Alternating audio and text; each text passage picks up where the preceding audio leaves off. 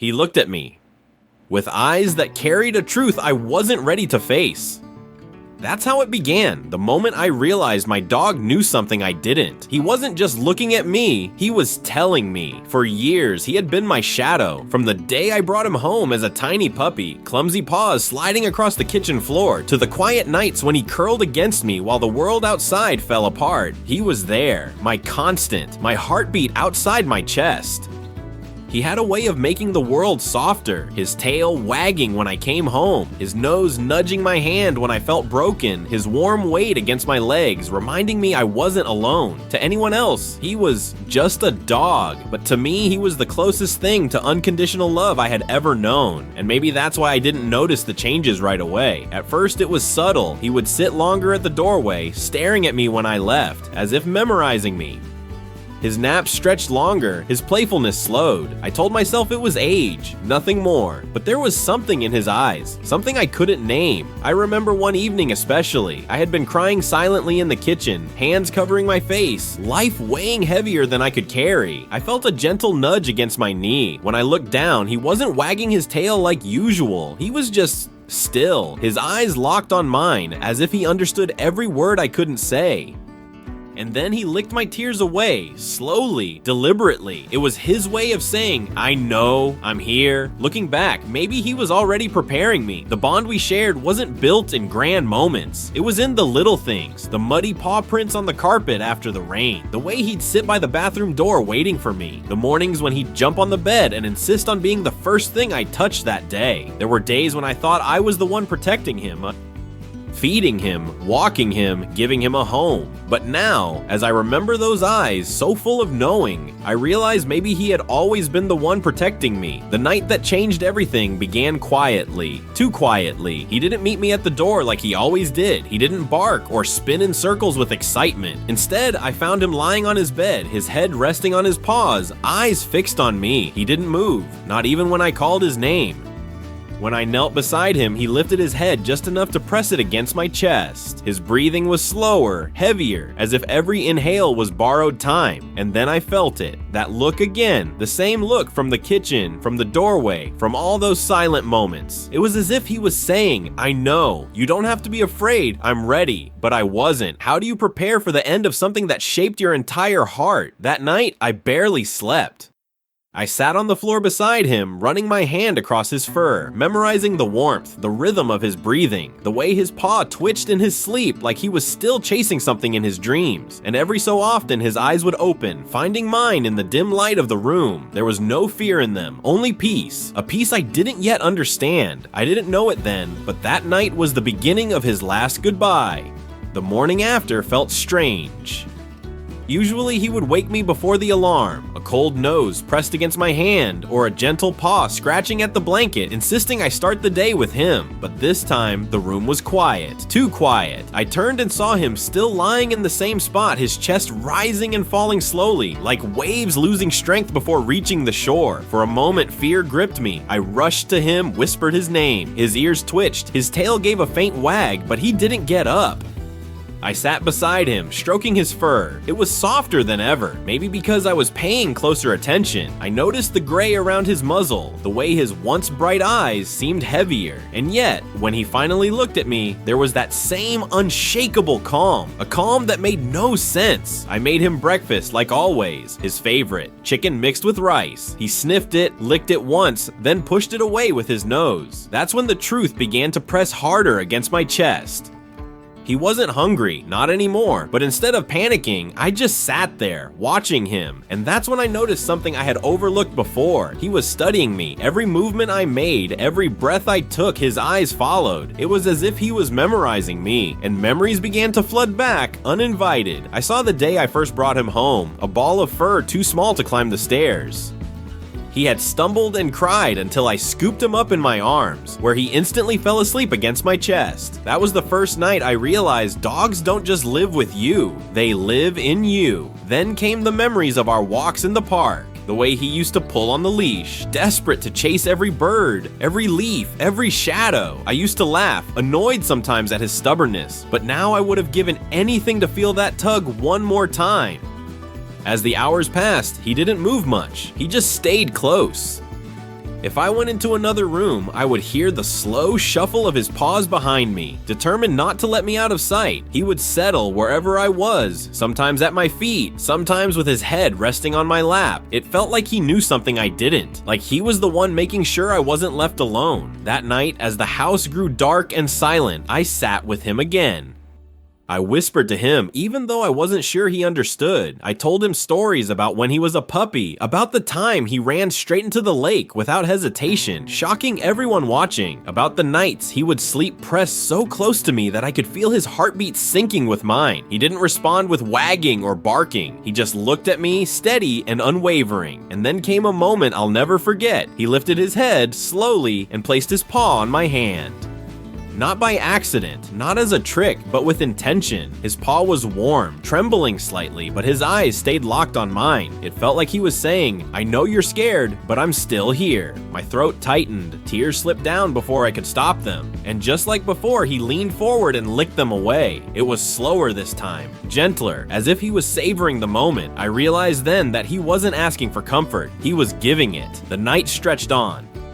I didn't move from the floor. I kept my hand on his back, feeling every rise and fall of his breathing, clinging to each one as if I could hold it in place. At one point I whispered to him, "Please don't leave me." My voice cracked, raw and broken. He didn't answer, of course, but he looked at me with such softness, such certainty that I felt something inside me shift. It was as if he was saying the opposite. It's not about me leaving. It's about you being strong when I do. I couldn't sleep. I didn't want to. Every second mattered, every sound, every glance, every touch. I stored them like treasures I would need later. And yet, no matter how much I tried to fight it, I could feel it coming. Not that night maybe, but soon. There was no denying it anymore. He was preparing me for goodbye. By afternoon, the house felt like a museum of our life together. Quiet rooms filled with little artifacts that used to make noise. The stainless bowl that once rang like a bell. The leash coiled on the hook by the door, still holding the shape of our last walk. The squeaky toy with one ear missing, silent now, resting where he left it weeks ago as if he had finally outgrown it. He followed me with his eyes more than with his paws. I made tea and his gaze trailed me from the living room to the kitchen and back again, patient and heavy, like a lamp steady on a single face. Every so often, I'd sit on the floor beside him and press my forehead to his. His breath was warm, wrapping around my cheek like a small blanket I could carry. I don't know why I opened the photo box. Maybe I needed proof that this wasn't happening, or maybe I needed to see the whole story at once to understand the scene we were in. There we were, him in a ridiculous birthday hat, eyes crossed on a cupcake, him covered in mud from the lake, grinning like he understood jokes, him asleep in a mess of laundry, nose buried in a shirt I had worn that day. And then there was the oldest photo, the one from the shelter. He was smaller then, ribs showing under patchy fur, looking at the camera with hope so loud it almost hurt. I'd forgotten how much he looked at me that first day, like he'd chosen me before I even knew his name. A low whine pulled me back. He was trying to shift, front legs braced, back legs uncertain. I slid my hands under his chest to help, and he leaned his weight into me with a trust that felt holy. We made it to the rug by the window, his favorite place, the one that held the last of the afternoon sun. He laid down with a sigh that sounded like relief, like this was where he wanted to be for whatever came next. The light changed, and the room turned the color of honey. Dust floated like tiny planets waking up, drifting in and out of his whiskers. He watched them, then me. I spoke to him in that voice people save for babies and prayers. I said his name, not as a command, but as a thank you, and he blinked slowly, the way he always did when he wanted me to know he'd heard every word under the words. Memories kept knocking. I saw the day I was sick for a week, the fever sitting on me like a wet coat. He barely left the bed. He refused the couch, refused the sunlit floor, refused everything but my side. Anytime I moved, he moved with me, a soft shadow. I had thought then he was afraid of losing me. Now I wondered if he had already understood that one day I would have to lose him, and he had started teaching me how to be held together by a presence that isn't always visible. "Do you remember the bridge?" I asked him, as if he could be a witness. The old wooden bridge in the park, how the boards complained under our weight and he would stop halfway to stare between the gaps at the slow water beneath. He used to bark at the reflection, startled to meet another dog in the river, and then look back at me, embarrassed, as if asking me to pretend we hadn't seen it. I laughed out loud, a short warm sound that felt almost rude in this gentle room. He lifted his head at my laugh, curious, and the tip of his tail brushed the rug. It wasn't much, but it was something. I placed my hand over the tail, over the quiet rhythm that had carried us through storms I could name and storms I could not. The phone buzzed with a message I didn't read. The world outside could talk to itself. I wanted to give the hour a frame, not let it leak away. I dimmed the lights and clicked off the TV that had been talking to no one. The window held the sky in a soft blue bowl, and we sat inside it together. The neighborhood's small sounds, car doors, a laugh, a bicycle chain, softened at the edges as if someone had placed a pillow over them. He breathed, and I matched him, counting not with numbers but with touch. In, out, in, out, in, out. When the first stars arrived, I brought him his blanket, the one that still smelled like summer. He pulled it with his teeth and fussed with it until it was exactly the way he wanted, a ritual he had learned when he was a puppy and never gave up. When he was satisfied, he rested his chin on it and turned his eyes back to me. So present, so here. I had always thought the hardest part would be the leaving, but sitting with him, I realized the hardest part might be the staying soft, staying open, staying brave enough to keep loving something that can't stay. He shifted again, a slow wave from shoulder to paw. The room had grown darker, and the light now came from the street lamp and the soft blue breath of the sky. He looked toward the door, not with longing, with intention. The leash hung there, quiet. We hadn't tried to walk all day. I knew it would be short, I knew it might be nothing, but I also knew that rituals matter. And some goodbyes are shaped like a loop around the block at a speed the world is too busy to understand. Okay, I whispered, let's try. He pushed himself up, my hand a steady rail under his chest. We moved slowly, 2 beats learning a new dance. I clipped the leash, not to lead him, but to be connected. He stepped into the night like the air itself had remembered his name. The sidewalk was cool and damp, and the trees were busy telling secrets to the wind. He sniffed the grass, the fence post, the mailbox that had always been his favorite. The neighborhood dog barked once from behind a gate, and he lifted his head as if to answer, then changed his mind, saving his strength for the work at hand. At the corner, he stopped. He turned to me and sat, which he almost never did on a walk. He just sat and watched me the way I had watched him all day. Sometimes I think love is a mirror we carry together, each of us learning to hold it when the other's hands get tired. He blinked, slow and full, and I felt something inside me loosen, not like breaking, but like a knot finally giving up. On the way back, he veered toward the big oak tree that owns the front yard, the one he had circled 1,000 times, leaving tiny stories at its base. He leaned his shoulder against its trunk and pressed, as if borrowing its strength. I put my palm on the bark, rough and alive, and for a moment, the 3 of us, dog, tree, person, were part of the same quiet breath. Inside again, I dried his paws with the old towel. He let me, patient as a teacher. We returned to the window rug. He lowered himself carefully, all thought and care, then stretched his neck until his head found my thigh. He exhaled like a soft door closing. "Thank you," I said, the words falling into his fur. "For everything I knew to thank you for and everything I didn't." His ear twitched. He looked up, and there it was. The look that had been visiting me in pieces these last days, now whole and clear, not sad, not scared. Just a light behind his eyes, steady and kind, telling me this moment belonged to both of us. And then with a strength that surprised me, he lifted his head from my leg, turned his face to the doorway, and listened, like someone hearing a distant call I could not hear. That's when I understood. Something was arriving, or maybe something was ready. He shifted his weight, gathered himself, and the room held its breath as he tried to stand. He tried to stand, but his legs betrayed him. The back ones trembled first, then folded, lowering him back onto the rug. His chest rose quickly, then slowed, as if even his body couldn't decide whether to fight or surrender. I slid closer, cradling him the way you might cradle a child who has already grown too heavy. He rested against me without resistance. For the first time, he wasn't struggling to move forward. He wasn't asking for water, or food, or a walk. He was simply asking to be held, and I held him.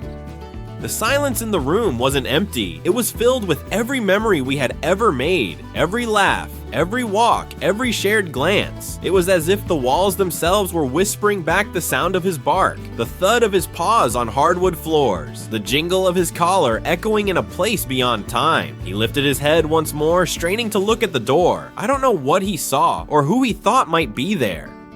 But then he turned back to me and pressed his forehead against my chest. His breathing slowed again, syncing with mine like it had so many times before. I whispered his name over and over, afraid that if I stopped saying it, the universe might forget him too.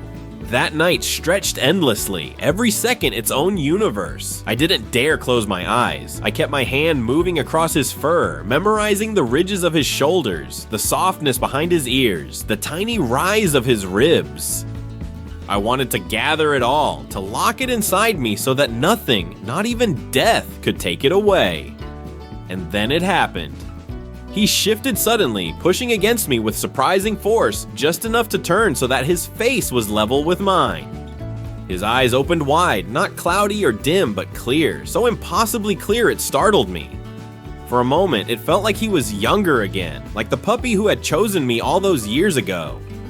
He looked straight into me, not at me, but into me, as if searching for the last words he would never be able to speak. And in that look, I heard it, not in sound, not in language, but in the deepest part of me. It's okay, you don't have to be afraid. Tears blurred my vision. I tried to smile for him, though my lips trembled. I wanted my last gift to him to be peace, not fear. But my body betrayed me. I was shaking, sobbing quietly into his fur, begging for just one more hour, one more day, one more walk. He held my gaze, steady and calm. His eyes didn't waver. They told me what I refused to believe. He was ready, not because he wanted to leave, but because he needed me to know love could outlast the body. The minutes that followed felt both endless and fleeting. He lowered his head onto my arm, heavier now, his breathing deep but irregular. I leaned close, whispering all the words I had never said out loud. Thank you. I love you. You saved me. You made me better. At one point, his paw moved again, resting on my hand. It was weak, but it was deliberate. A final gesture of reassurance. Outside, the night deepened. The house was wrapped in silence, broken only by his soft breaths. I could feel the rhythm changing, slowing, stretching. Each inhale was a question, each exhale an answer. And then, so faint I almost missed it, he let out a sigh. Not of pain, but of release. The kind of sigh you give when you finally lay down a burden you've carried too long. His eyes fluttered open one last time. He found me, held me, and in that fragile, eternal moment, I swear I saw gratitude. I swear I saw love. And then, his gaze softened, his body loosened, and the room grew still. I stayed frozen, afraid to move, afraid to confirm what my heart already knew. My tears fell onto his fur, soaking into the silence. I pressed my face against him, inhaling his scent, memorizing it, refusing to let it fade. The clock ticked, the world outside carried on, but for me, time had stopped. I don't remember how long I stayed there, rocking slightly, whispering his name, whispering, I'm here, I'm here, I'm here, even though he had already gone somewhere I couldn't follow. But I do remember this, the peace on his face. It wasn't struggle, it wasn't fear. It was a calm I had never seen in him before, as if he had finally returned home after a long journey. The last goodbye had come, and I hadn't been ready, but he had. The world felt hollow. I sat there, holding him, as if my arms could anchor him back to me. His body was still warm, his fur soft beneath my trembling fingers. If I closed my eyes, I could almost pretend he was just sleeping. Almost. But then the silence pressed in, the kind of silence that swallows sound rather than carries it. No tail thumping, no collar jingling, no gentle whine asking for attention, just absence. I whispered his name again, testing it against the quiet. It fell heavy, unanswered, hanging in the air like smoke. For a long time I didn't move. My mind ran in circles, chasing the impossible thought. Maybe if I stay still enough, maybe if I hold him tightly enough, he'll breathe again.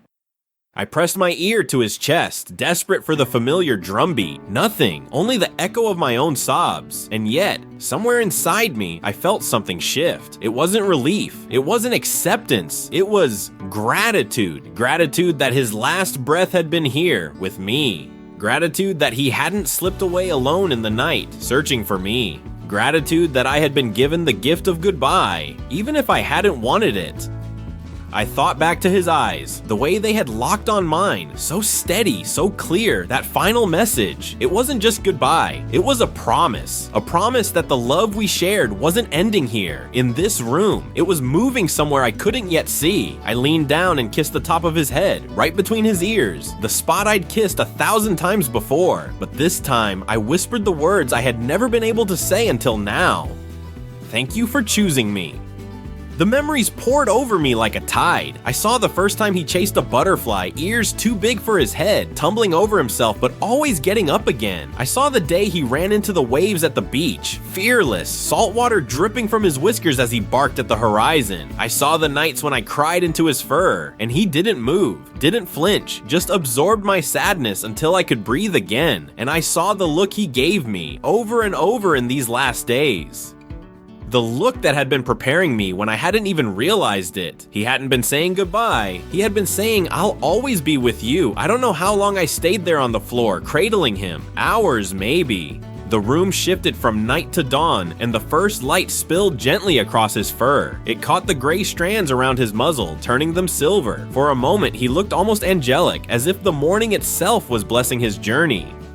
At some point, I realized my tears had slowed. Not stopped, never stopped, but slowed, as if exhaustion itself had given me mercy. I rested my head on his side, feeling nothing but stillness, and let the warmth of the sunlight touch both of us. And then came the hardest part, letting go. I didn't want to move him.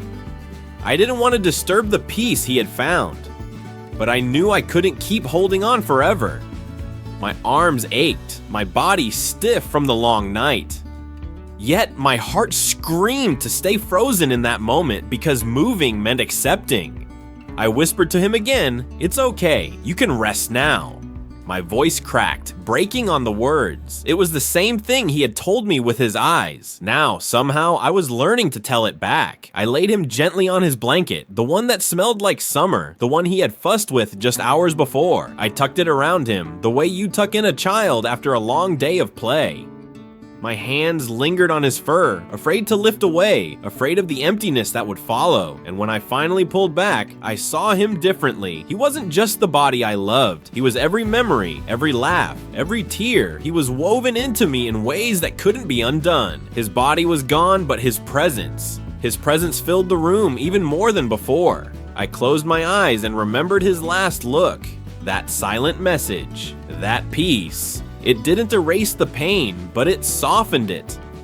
It gave it shape. Later, when I stepped outside, the world felt strange. The air was too sharp, the sun too bright, the street too normal. A jogger passed with headphones, a car honked, children laughed down the block. How could life continue, unchanged, when mine had been so completely altered? And then, I heard it. Not a bark, not a sound, but something inside me. The echo of his paws against the sidewalk. The rhythm of him walking beside me like he always had. I turned my head instinctively, half expecting to see him trotting at my side. Of course he wasn't there, but in a way he was, because that's what love does. It lingers. It refuses to vanish. It teaches you that presence isn't always something you can touch. Sometimes it's something you carry inside you forever. That night, when I lay in bed alone, the emptiness pressed hard. My hand reached instinctively to the spot where he used to curl up. Cold sheets, no weight. But when I closed my eyes, I could almost feel the warmth, almost hear his steady breathing, almost sense his eyes watching me in the dark, still protecting, still loving. And in that fragile, painful, beautiful moment, I realized the truth. His last goodbye wasn't an ending, it was a gift that said, even without me here, you'll never be alone.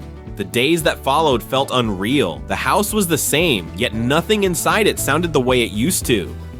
The floorboards didn't echo with hurried paws. The mornings didn't begin with a bark or the scratch of nails against the door. The nights didn't end with the soft weight pressed against my legs. And still, everywhere I looked, he was there. I found him in the blanket crumpled in the corner, carrying the faint smell of his fur. I found him in the water bowl that I couldn't bring myself to put away.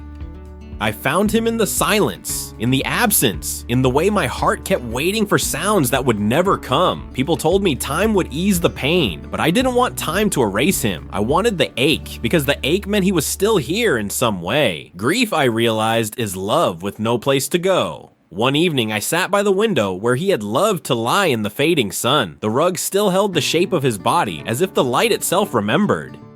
I closed my eyes and let the memories return, one after another, like a film with no ending. I saw his puppy eyes staring at me through the bars of the shelter, filled with hope. I saw his awkward runs, his clumsy jumps, his first snow, his first rain. I saw the time he sat quietly by me during heartbreak, refusing to leave, teaching me that love isn't always about fixing, it's about staying. And then I saw his last look, that steady gaze, soft yet unbreakable, telling me it was okay.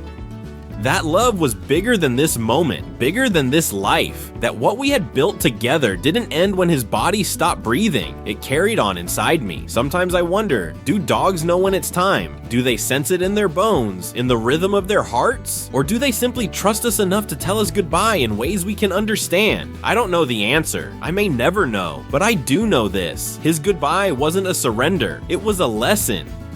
A lesson that life is measured in moments, not years. In the way a wagging tail can heal a broken spirit. In the way a pair of eyes can hold your soul steady when everything else falls apart. And now, even in his absence, I still feel his presence. Sometimes it's in the way the air shifts in the quiet of the night. Sometimes it's in the sudden comfort that washes over me when I'm afraid.